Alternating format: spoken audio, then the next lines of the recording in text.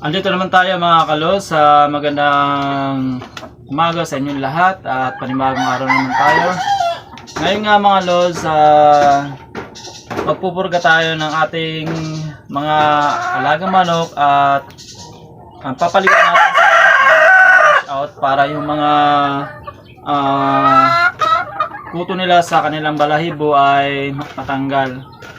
Para sa pagpiprepare ng ating pagkukondisyon sa ating mga alagang manok. Tara mga lods, samahan nyo ako.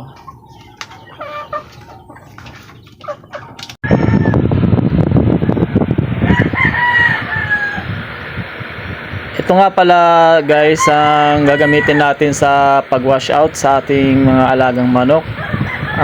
Ito yung shampoo para sa kanila na pampalis ng kuto. Sa isang timba na yan, kunti na lang para mapuno ang tubig.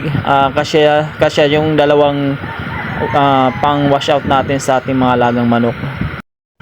Yan nga pala mga los, pinaps forward na natin yung ating video dyan kasi natagalan tayo sa pagbukas ng isang shampoo dyan.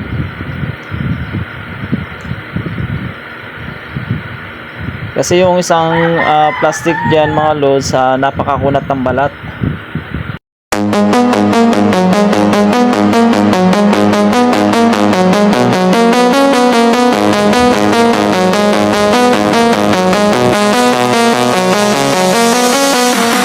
So dyan nga mga lods, wala akong mahanap na gamit para magupit natin yan. Ito na nga mga lods, pagkatapos nating ihalo yung washout dito sa tubig, ayan, ilulublum na natin yung ating alagang manok. Yan nga pala mga los, binababad ko siya ng ilang minuto para sumiksik yung tubig dun sa balahibo ng ating mga alagang manok, para yung puto nila mamatay ng tuluyan.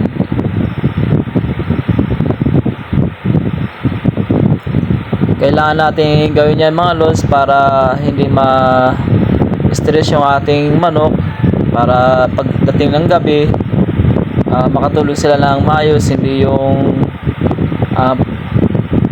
panigising nila kasi nga sa pagkakamot nila. At isa rin yan makakatulong para lumubo ang katawan ng ating mga alagang manok.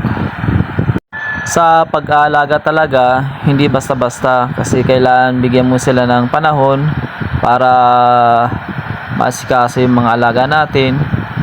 Kung papakainin natin, papakainin tapos hindi natin bibigyan ng tamang vitamina, ano mangyayari sa mga alagang manok natin? Tulad ng mga baboy, di ba? Kailangan bigyan nyo muna ng atensyon yan kasi kung hindi mo pinag-aabalahan yan, mamamayat yung ating mga alaga. Walang pinagkaib yan sa ibang mga hayop na inaalaga natin. Yan, ito yung nagiging libangan ko, ang mag-alaga ng mga manok. At sa aso naman, kasi sa aso naman may mga alaga naman tayong aso, kaso nga lang medyo malaki ang budget para sa kanila. Dyan sa ating mga alagang manok, isang beses ko lang naman yan pakainin sa loob ng isang araw, pero bultuhan. Yung tipong hindi na sila kakain ng tanghalian, hapunan, kasi nga sa dami nung binibigay ko sa kanilang pagkain sa umaga. Pero kung titinan nyo, hawakan yung katawan ng ating mga alagang manok, maganda naman siya. Bultong-bulto yung mga katawan nila.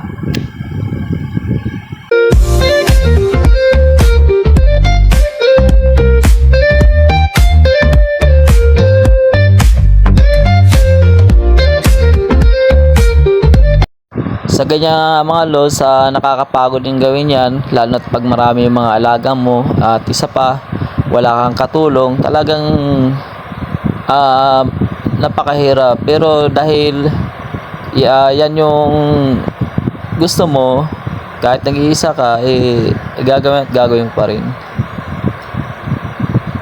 Yan. Diyan nga mga los, kita nyo, talagang sinisigurado ko na basang-basa yung ating manok dyan. Kasi sayang naman yung ating washout kung hindi natin na ayusin pagpapaligo sa ating mga alagang manok. Kasi yan mga lods, isasabak natin yan sa ruweda kasi may nag-request sa atin na i-condition ang ating manok